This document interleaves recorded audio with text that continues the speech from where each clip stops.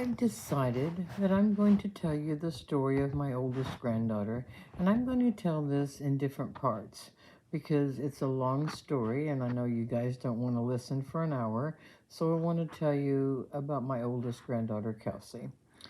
Several years ago, um, she was very, very sick and wouldn't go to the doctor. And finally, one morning, she called me and said, Grandma, I need to go to the hospital. So I ran to her house, picked her up. Her boyfriend had to help her to get into the car.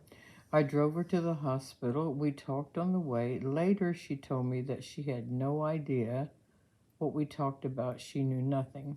We got her to the hospital, got her into the triage, and once they did her blood work and checked her out, they immediately told me that she was in trouble, and they put her in ICU. And I stayed with her that night, and then the next morning, or maybe they put the vent on her that night. Maybe, no. First, they put her in a tuberculosis unit and checked her for tuberculosis, and then they moved her to an ICU unit. Well, I was there with her that night, and I'm calling everybody at home and saying she's in ICU. Well, the family started showing up, and and of course praying, and the doctor came out and had a meeting with us, and they said she had had a urinary tract infection that had not been treated, and it turned into sepsis. And the doctor told us at that point that she had a 20 to 30% chance of living. Well, of course, I went into a major meltdown. And then my daughter and I decided, this was at our local hospital, we decided the next morning that no matter what, if she lived through the night, we were going to have her transported to Indianapolis to a major hospital. But the very next morning, we didn't have to even say that because the doctor said to us, we have done all we can do for her, and we are going to lifeline her to Indianapolis to IU Methodist Hospital. Well, they took her to the hospital. They lifelined her. I certainly couldn't watch the helicopter. I did hear it take off. But let me just tell you, I took a flying trip to Indianapolis in my car, okay? And got to the hospital, immediately got to the ICU ward, and there was a nurse there, and I just walked in because Kelsey had also had a blood clot in her lung, and they were really afraid to move her because they were afraid she would throw that blood clot. Well, we got to the hospital. I ran to the ICU ward. I said to the nurse at the station, I said, I just need to know, did my granddaughter, Kelsey Smith, survive the trip?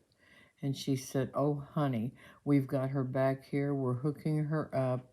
We are going to get her taken care of. I will come to the waiting room, and I will get you when we've got her stable.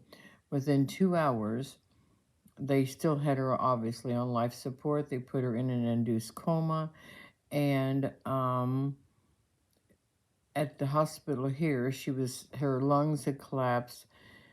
They said it was fine. When we got up there, they got her lung fixed. They put a tube in, and that was the start of a very long journey. That was a particular weekend that I had a clogging workshop that I actually put on myself.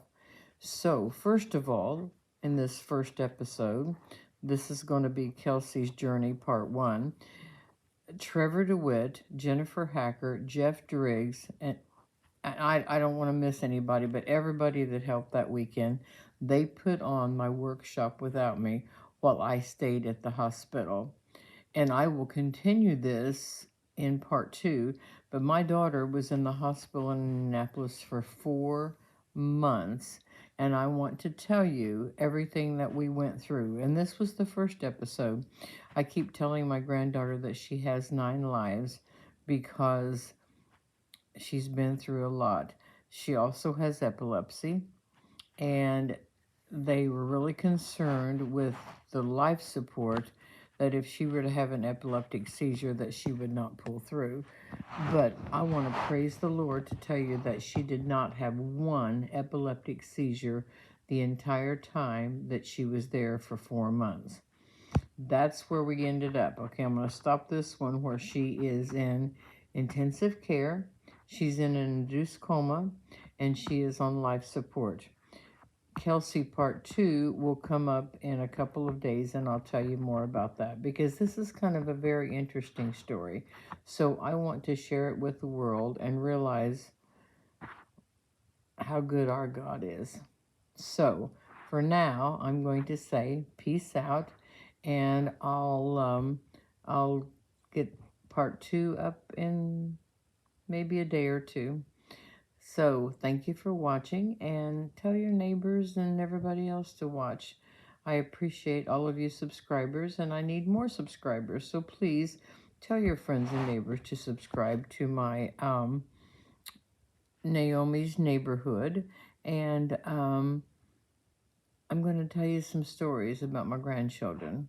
So I thank all of you for joining me, and stay tuned for part 2.